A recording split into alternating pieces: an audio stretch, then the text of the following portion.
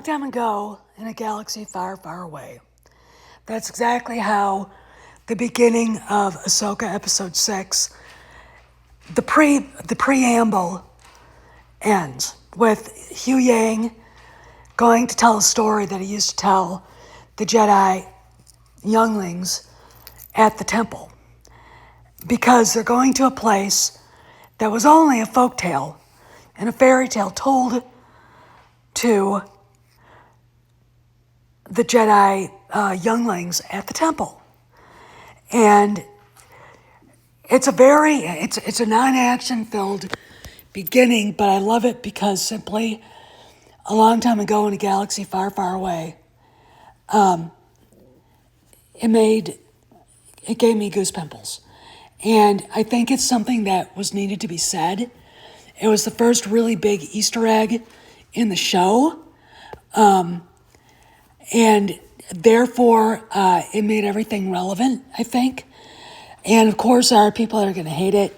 You got people saying it's boring, or just, they want to hate it. And it's like, why? I've got to say this.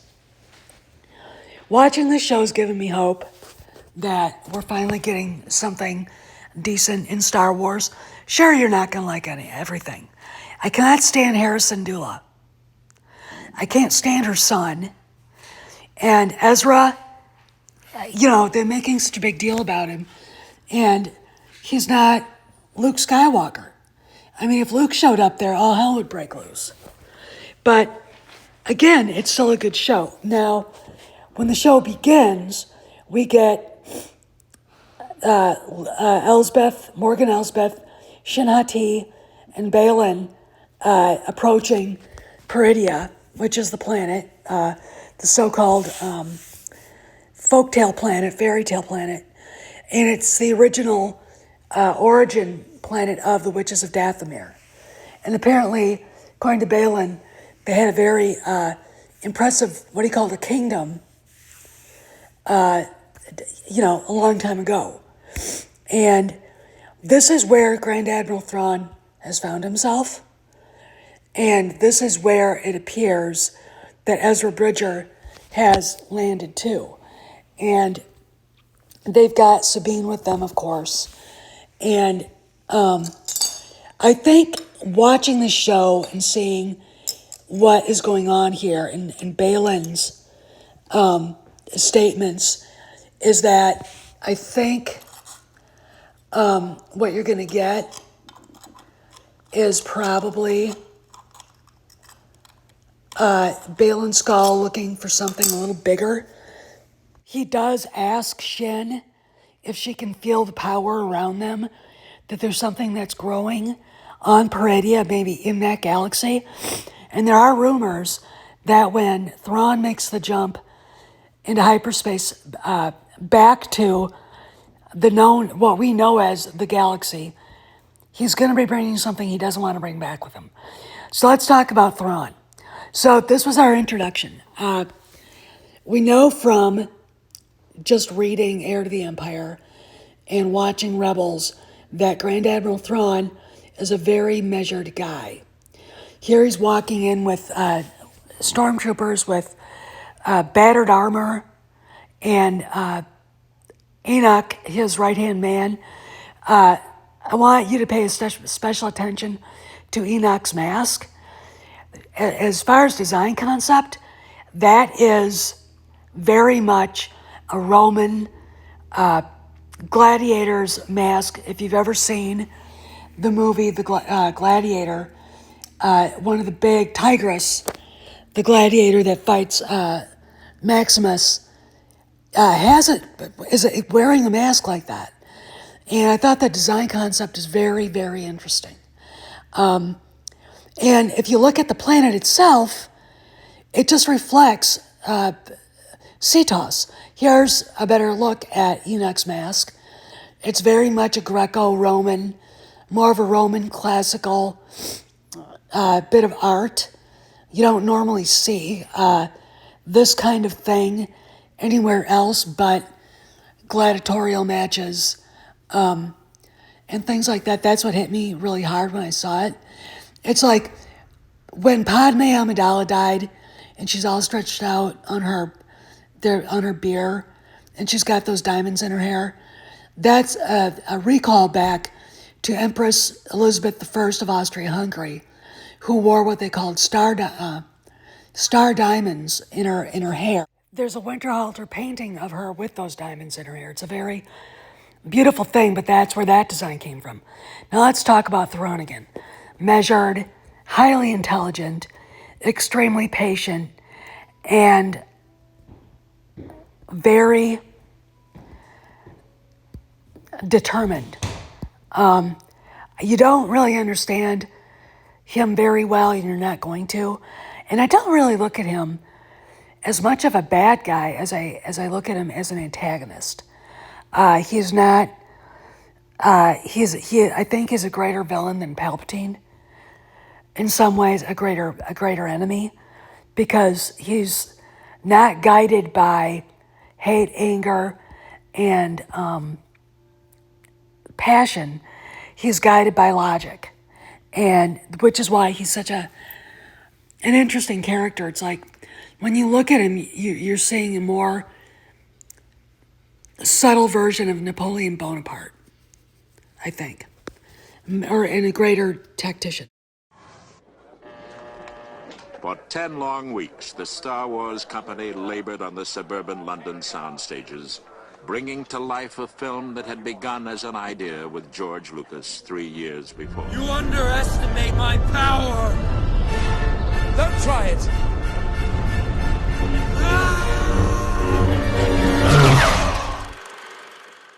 So Thrawn allows Sabine to leave to go look for Ezra. And he tells her, you could find him, or he might be dead. Okay, fine. He knows he's not. I'm pretty sure that Thrawn knows Ezra's not dead. Okay, so Sabine goes out on, I loved those animals that they used as mounts. They were like horse, wolves, and I think they're cool. I want one. Probably one of the coolest aliens so far in Ahsoka. Anyway, she's out there looking around. She's run into a bunch of bandits, killed them all, used Ezra's lightsaber, because her skills with the blaster suck. So she used the lightsaber, and then they run into these little I call them rock turtle people. And they take her to their village, and guess who's there? Ezra. And the guy that plays him, I think, is perfect because he sounds just like the character did in Rebels. And, again, I don't like them putting Ezra in a place where it should only be Luke Skywalker. The search for Ezra really should be like big deal, in my opinion. And this is a weakness of the show. And I know that Ezra is a product of Dave Filoni, but I'm not convinced. Okay, I'm just not. But they have a reunion, and it's great. They hug, and they banter about, and then Ezra says, we don't stay in one place very long, help us pack. And so they're on the move again. Can I say something about Sabine's hair? Let it be dark, the color that she was born with. Why do we need to have people or women with hair color not found on a human head? I don't care if that's the thing now. It's not my thing. And it's too much of a connection to our time right now. And I don't like it.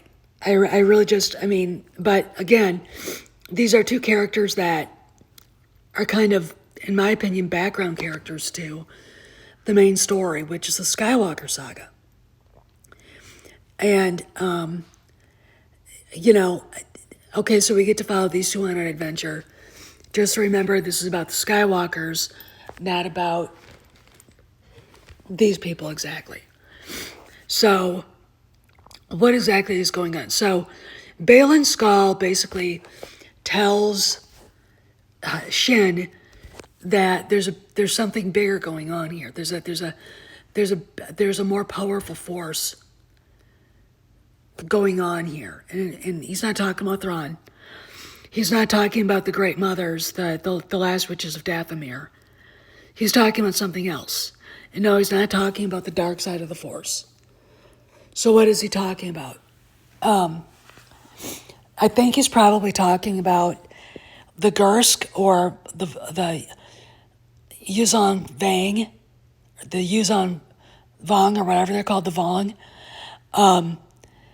Because again, I have a feeling that when they get the Chimera loaded up, all the cargo that they have, and they start out, something else is going to go along on that path. They're going to figure it out themselves. And when I mean they, I mean the Vong or the Gursk or whoever will figure it out and then follow. Let's talk a little bit about